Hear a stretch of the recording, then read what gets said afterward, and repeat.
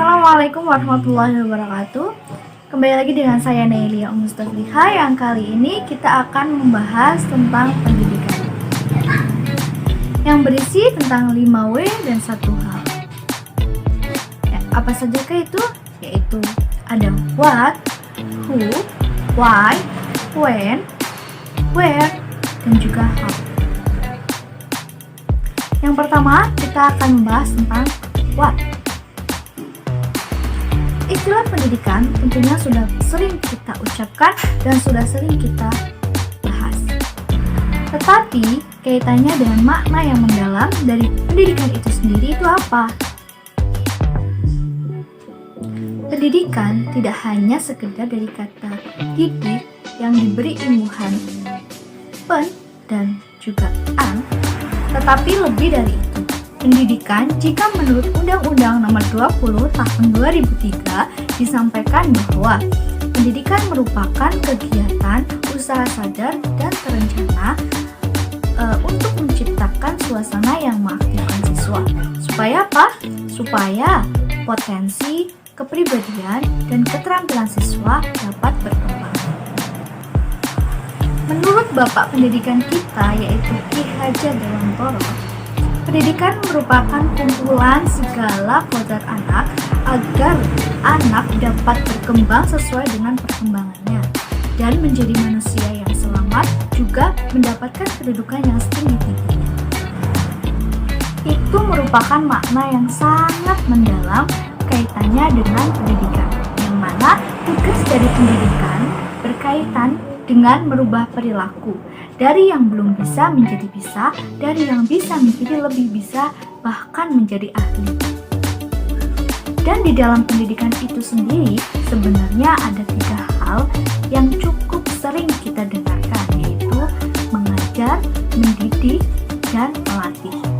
Yang mana 3 hal ini adalah bagian dari pendidikan.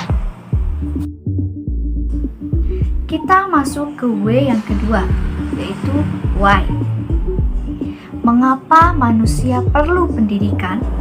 Karena ketika manusia dilahirkan dalam keadaan tidak berdaya, tentunya ketika kita dilahirkan dalam keadaan tidak berdaya, kita memerlukan perubahan-perubahan baik dari segi fisik maupun dari segi berpikir.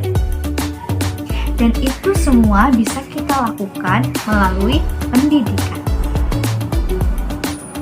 Lalu, manusia sebagai makhluk sosial. Makhluk sosial yang mana tidak bisa hidup sendiri. Kita membutuhkan bantuan orang lain. Saat kita lahir, tentunya kita tidak bisa langsung makan sendiri. Maka, kita membutuhkan bantuan orang lain.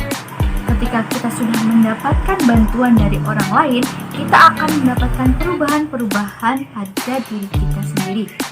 Sehingga pendidikan juga penting bagi kita sebagai makhluk sosial. Dan yang terakhir, mengapa pendidikan itu penting? Adalah untuk mendewasakan kita sebagai manusia. Karena pendidikan secara tidak langsung ingin mengubah manusia dari mulai yang belum dewasa menjadi dewasa. Dewasa kaitannya dengan kematangan berpikir dan juga mampu memutuskan segala keputusan dan berani mengambil resiko dari keputusan yang telah dia ambil. Selanjutnya yaitu W yang ketiga, yaitu who. Siapa yang berpengaruh dalam dunia pendidikan? Yang berpengaruh dalam dunia pendidikan adalah peserta didik dan pendidik. Pendidik bisa siapa saja, bisa guru, orang tua, kakak, saudara, semua itu bisa menjadi seorang pendidik. Karena pendidik menurut KBBI intinya adalah orang yang mendidik. Tetapi tentunya tidak sembarangan pendidik, karena pendidik juga harus memiliki syarat-syarat yang terdiri, harus memiliki kematangan dan kedewasaan dalam berpikir, harus memiliki pengetahuan yang luas, memiliki skill atau keterampilan, dan attitude yang baik. Yang kedua yaitu siswa atau peserta didik. Siapa mereka? Mereka adalah seseorang atau sekelompok orang yang mendapatkan pengetahuan dan juga keterampilan dari si pendidik.